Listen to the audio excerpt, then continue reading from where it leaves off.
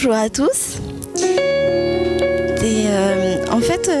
Aujourd'hui, je voudrais vous partager une parole.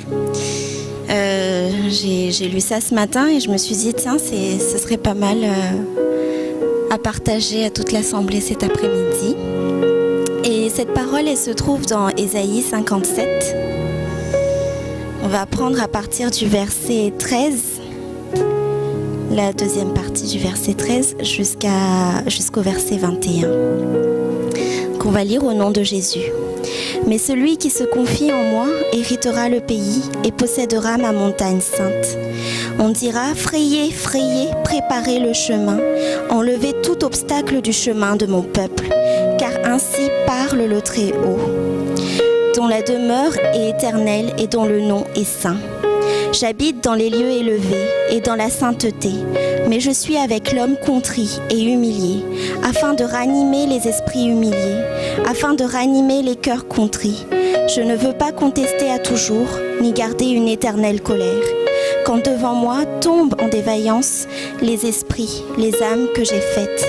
À cause de son avidité coupable, je me suis irritée et je l'ai frappé. Je me suis cachée dans mon indignation et le rebelle a suivi le chemin de son cœur.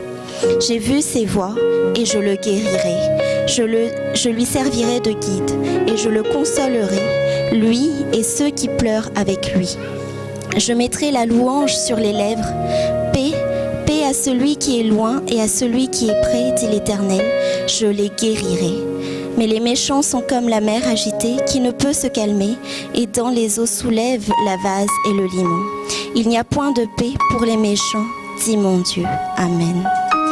Et en fait, quand j'ai lu ce passage, je me suis dit, il y a plein d'encouragements dedans parce que le Seigneur lui-même, il dit, je suis, même si j'habite dans les lieux très hauts, dans le verset 15, je suis avec l'homme.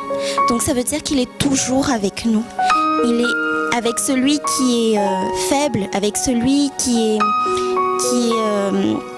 a le cœur brisé. Il est tout le temps avec nous et ça, il ne faut pas l'oublier. Donc ça, c'est quelque chose qui m'a réconfortée en le lisant. Et puis, après, j'ai regardé, j'ai fait, il dit qu'il va guérir aussi les gens. Il va guérir le peuple.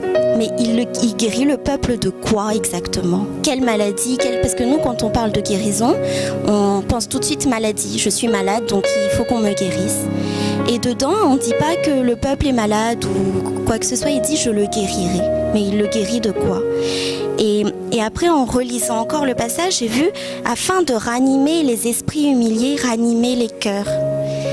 Et là, je me suis dit, mais en fait, ce qui fait Dieu, c'est qu'il donne, ranimer, c'est donner la vie, c'est remettre un souffle nouveau dans le cœur des gens, dans les esprits. Et en fait, Jésus, il guérit pas seulement nos maladies, mais il guérit aussi notre cœur, notre esprit. Et ça, c'est quelque chose dont on ne pense pas souvent en fait. Parfois, on croit que la maladie, c'est juste une douleur, un bras cassé. Mais on ne pense pas que dans notre esprit, en fait, on peut être aussi malade.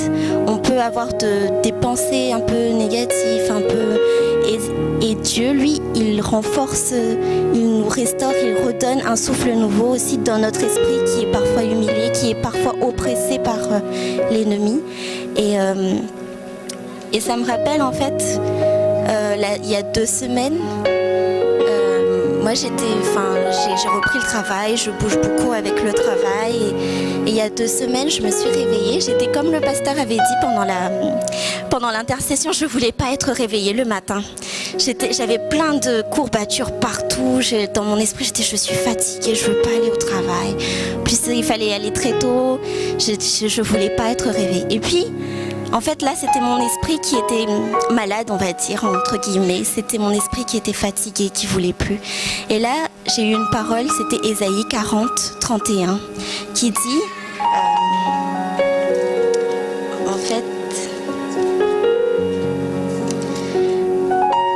mais ceux qui se confient en l'Éternel renouvellent leur force. Ils prennent le vol comme des aigles. Ils courent et ne se lassent point. Ils marchent et ne se fatiguent point. Et après, quand j'ai relu cette parole, j'ai fait oui, d'accord, en fait. parce que Jésus est avec moi, parce qu'il est toujours en moi, qui m'accompagne toujours, et c'est lui qui me fortifie. C'est pas parce que mon corps et mon esprit me dit que je suis fatiguée, que j'ai mal, que je veux pas me réveiller, que je dois me laisser comme ça.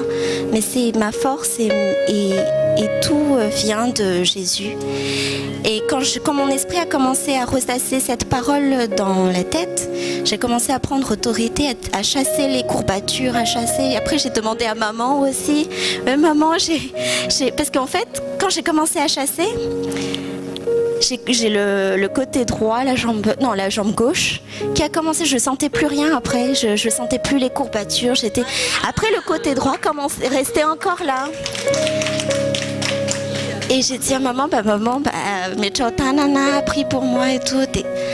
Et je ressassais toute la journée, je ressassais Ésaïe 40, 41 pour guérir mon esprit qui me disait que non, tu peux pas te lever parce que tu es fatigué, parce que tu es faible, parce que voilà.